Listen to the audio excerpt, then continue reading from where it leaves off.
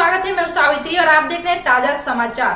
Sharjah विधानसभा के थान कमरिया के तहसील कार्यालय में नायब तहसीलदार एनके पिस्दा ने एक बार फिर से अधिवक्ता वासुदेव तिवारी के साथ किया अभद्र व्यवहार। अधिकारियों की लगातार इस प्रकार रवैया से आम जनों में काफी आक्रोश है। अगर ऐसी ही स्थिति बनी रही तो निकट भविष्य में कोई भी घटना हो सकती है।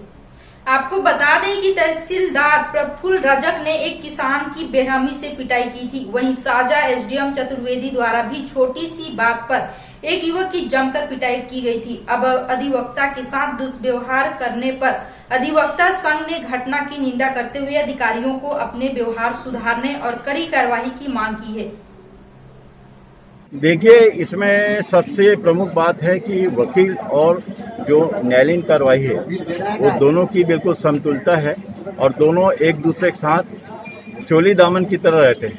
लेकिन ये बड़ा दुर्भाग्य का विषय है कि एक पीठासीन अधिकारी एक अधिवक्ता के साथ दुर्व्यवहार करता है और उसके बाद उसके साथ दुर्व्यवहार करने के बाद भी उसके आचरण में बदलाव नहीं आता है, तो ये बहुत ही गंभीर मुद्दा है। और इस मुद्दे पर हमारे सारे वकील, हमारे साथी सब तैयार हैं और हम इस संबंध में एक ही बात कहते हैं कि अगर इस पर कड़ी कार्रवाई हमारे पीड़ित अधिवक्ता के द्वारा दिए गए आवेदन पर नहीं होती है तो हम सारे वकील मिलकर इसका प्रतिकार करेंगे।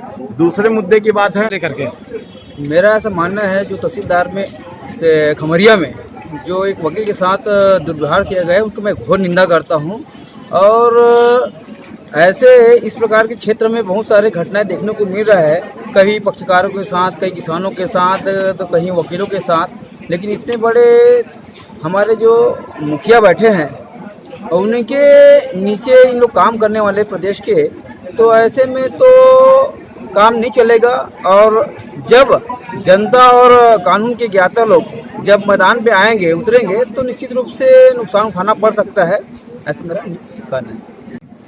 थान खमरिया के नायब तहसीलदार नीलम पिस्दा नाम लेके बोल रहा हूँ, उसका बर्ताव कभी अच्छा नहीं रहा। यहाँ पहले प्रशिक्षु नायब तहसीलदार था साजा में, यहाँ भी वो अपने आप को, उसका एटीट्यूड ऐसा था वो आइए अपने आप को समझता है और वकीलों की हैसियत को ज्ञान उसको संभवतः नहीं है, इसलिए वो वकीलों के साथ बुरा बर्ताव कर दिया।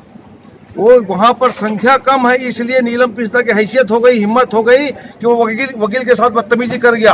अगर जनसंख्या जहाँ पर वकीलों की है वहाँ पर वो ऐसी बदतमीजी करके बताए, फिर हम जानेंगे कि बहुत बड़ा ऑफिसर है वो। क्या करने वाले हैं हम चाहते हैं इस कृत्य का हम घोर निंदा करते हैं, प्रबल निंदा करते हैं और इसके खिलाफ प्रशासनिक कार्रवाई होनी चाहिए। बस यह मामला दिनांक 14/10/2020 का दोपहर का घटना है। मैं अपने पक्षकार खेलू गुण के प्रकरण में उपस्थित हुआ था और अपने पक्षकार की पैरवी कर रहा था।